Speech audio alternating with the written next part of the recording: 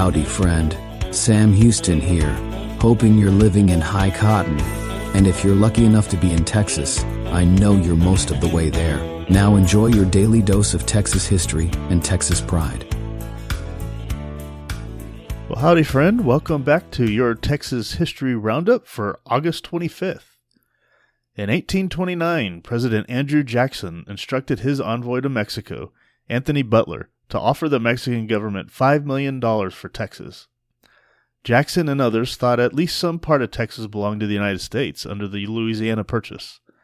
At issue was what constituted the Sabine River, which is listed in the Louisiana Purchase as the western boundary of the Purchase. Many land speculators, including Butler, claimed the Neches River to be the actual river. The Neches and Sabine joined near the Gulf of Mexico, with the Sabine coming from the north and the Neches from the northwest. If the Neches had been the boundary, a large swath of north and northeast Texas would have been part of the United States. Mexico refused the offer. As for Butler, one historian said of him, quote, he was personally a bully and a swashbuckler, openly scandalous in his conduct and a national disgrace. And Sam Houston wrote of him, quote, such men as he is would destroy a country, but take my word for it, he will never gain one. In 1834, representatives of 4 Indian groups living near Nacogdoches wrote a letter to Antonio Lopez de Santa Anna asking him to make good on former promises from Mexican officials for land for them. Colonel Juan N. Almonte got the letter from Nacogdoches, Commandant Colonel Peter Elias Bean, and gave it to Santa Anna in December. Apparently, Almonte believed the Indian claims to land were legitimate and sympathized with them.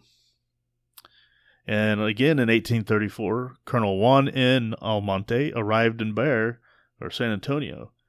In a letter written from there, he expressed concern about the large number of new residents and warned of a potential rebellion.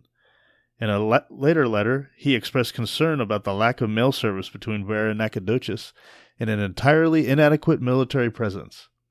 He also noted unrest in Coahuila, excesses in the issuing of land grants, and conflicts between Saltillo and Monclova.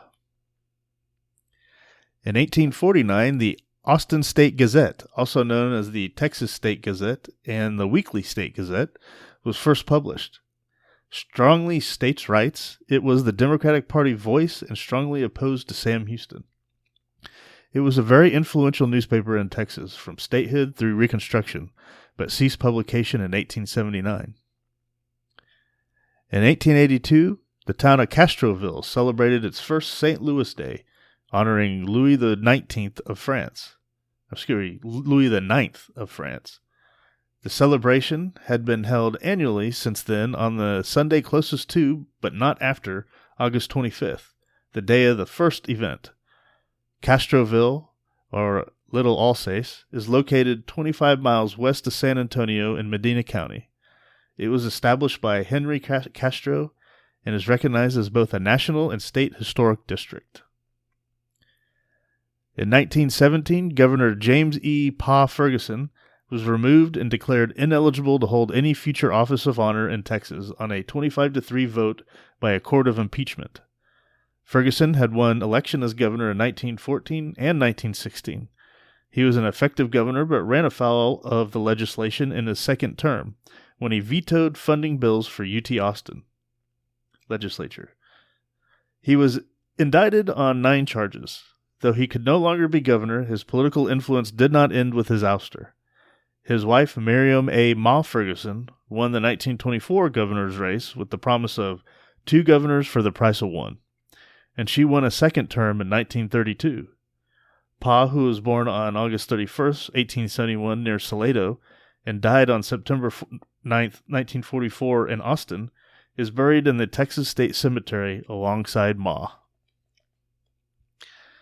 In 1917, following the impeachment of James E. Pa Ferguson, 39-year-old Lieutenant Governor William P. Hobby was inaugurated as governor, the youngest man to hold the office. Hobby was born in Moscow, Texas in 1871 and began his career as a newspaper editor and publisher. He was twice elected lieutenant governor and was elected to a full term as governor in 1918.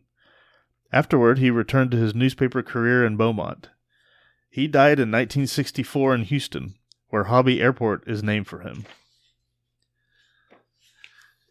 In 1973, Kyle Rote Jr. played the last game of his first season, the North American Soccer League championship game at Texas Stadium, where his Dallas Tornado lost to the Philadelphia Atom.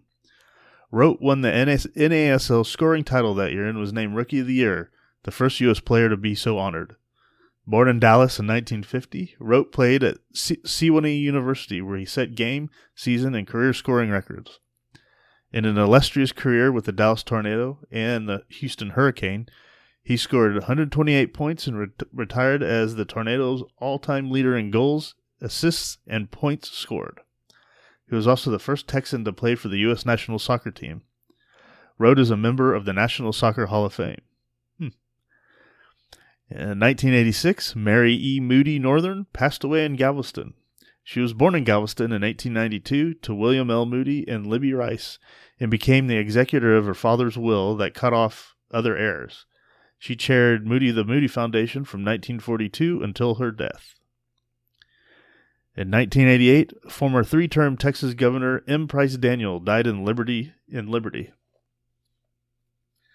And finally, in 2017, Category 4 Hurricane Harvey made landfall in Texas at San Jose Island. Beginning in August, Harvey played havoc with Belize, Honduras, Nicaragua, Guyana, the Cayman Islands, Yucatan, etc. The 4-day rainfall of 40 inches, or 61 inches overall, resulted in catastrophic flooding. In Texas, there were 39 indirect deaths, 68 direct deaths, and sustained winds of 134 miles per hour. At $125 billion in damages, it tied Katrina as the most costly hurricane. Wow. I remember that hurricane. It's crazy. All right. Well, thank you very much for listening to your Texas History Roundup for August 25th. Hope you guys have a great day. Y'all take care. Well, there you have it. If you like our podcast, check us out at feedbandit.com. There you'll find awesome Texas First outdoors gear and apparel. Your purchase helps support the Bandits and keeps this podcast on the air, fighting for you and for Texas. Remember, preserve the tradition, protect the legacy. Until next time.